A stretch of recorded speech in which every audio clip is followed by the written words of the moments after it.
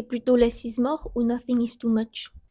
Dans le design, on entend souvent l'expression less is more, l'idée que la simplicité fait tout. Ça laisse respirer, ça met en avant l'essentiel.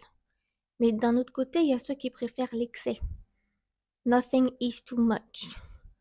Là, on joue sur l'explosion de couleurs, de formes, de matières, de textures. Tout est mis en avant. Mais pour illustrer ces deux visions, revenons un petit peu dans le passé. D'abord, on a eu les fioritures, l'ornement, l'excès, le beau. L'ornement, il peut être associé à deux idées, la signification et la séduction. Il peut être juste esthétique ou être au service de la forme. Au Moyen Âge, par exemple, l'ornement joue un rôle crucial pour démontrer de sa foi et de sa vénération.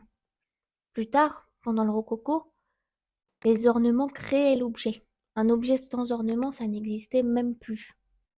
Être ornementé, c'était être puissant.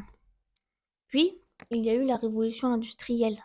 Les fioritures sont devenues accessibles, l'ornement a perdu tout son sens, il a perdu tout son pouvoir.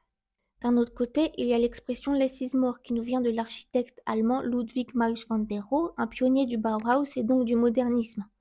Le modernisme, il est associé au minimalisme. Tout doit être fonctionnel avant même d'être esthétique. Le superficiel n'a plus sa place, on ne perd plus de temps avec l'inutile. Mais entre ces deux extrêmes, où se place l'équilibre? Est-ce que la simplicité n'est pas un petit peu ennuyeuse, lassante ou dénuée de personnalité? Est-ce qu'on peut dire que rien de trop devient vite trop peu? Ou au contraire, est-ce que trop c'est trop et en faire toujours plus devient vite épuisant? Quoi qu'on en pense, aujourd'hui ces deux héritages y cohabitent autour de nous, que ça soit architecturalement, graphiquement, artistiquement. Et peu importe ce que l'on préfère, ces deux visions, elles témoignent de notre histoire. Toi, tu préfères quoi? Dis-moi en commentaire.